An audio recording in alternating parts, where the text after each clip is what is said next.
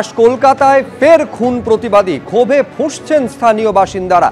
৬টা দিন পেরিয়ে গেল কিন্তু ইকবালপুর কাণ্ডে এখনো গ্রেফতারির সংখ্যা শূন্য। ইকবালপুরে নিহতের বাড়িতে আজ যান ফিরহাদ হাকিম।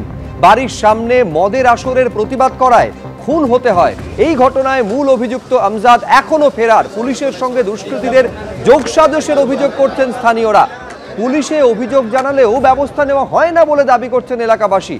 ৮ তারিখ ইকবালপুর লেনে বাড়ির সামনে মদের আসরের প্রতিবাদ করায় যুবককে মারধর করা হয়।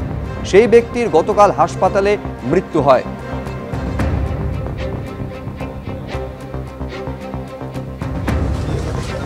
তবুও সে কে যে এখানকার বাসিন্দাই না।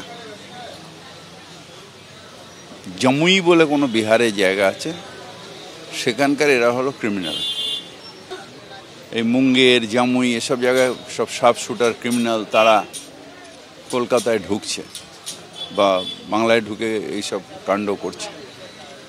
আমি পুলিশ প্রশাসনকে বলবো এক্ষুনি ডিডিকে কেসটা দিতে এবং যে যত বড়ই ক্রিমিনাল হোক তাকে অ্যারেস্ট করতে এবং তার যাতে একটা দৃষ্টান্তমূলক সাজা হয় সেই ব্যাপারে কোর্টের কাছে এবং প্রশাসনের কাছে আমার আবেদন থাকবে।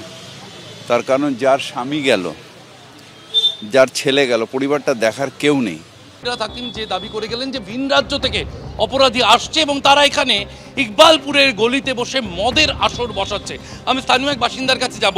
ফিরহাদ হাকিম যে কথা বলছেন যে বিহারের বাসিন্দা, তারা আসছে মদের আসর বসাচ্ছে ইকবালপুরের গলিতে এবং তারপর খুন করে চলে যাচ্ছে।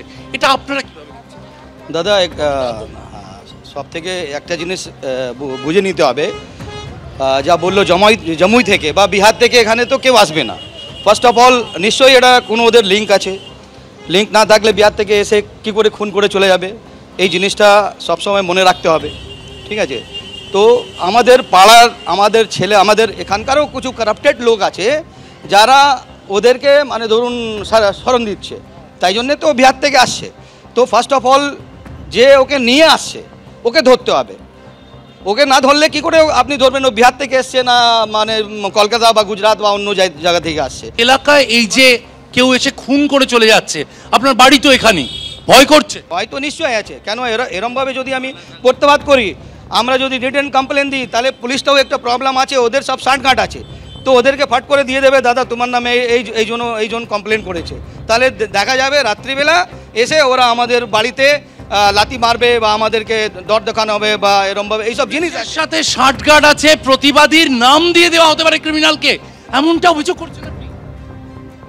পুলিশ তো সবই জানে, পুলিশ কি জানে না? ধরুন পুলিশে আমাদের যা এলাকায় পুলিশ আছে ও তো পুরো সারা রাত ওদের ঘুরে বেড়াচ্ছে, ওদের ডিউটি আছে। তাহলে ও জানে না কোথায় বিক্রি মানে পাত্তা বিক্রি হচ্ছে, কোথায় হ্যাকিং হচ্ছে, কোথায় ক্রিমিনাল অ্যাক্টিভিটি হচ্ছে, সব জানে। তো যাদের হাতে রক্ষা করার দায়িত্ব স্থানীয় পুলিশ কর্মীরা, তাদের একাংশ যুক্ত আছে, এমনটাই অভিযোগ করছেন স্থানীয় বাসিন্দারা।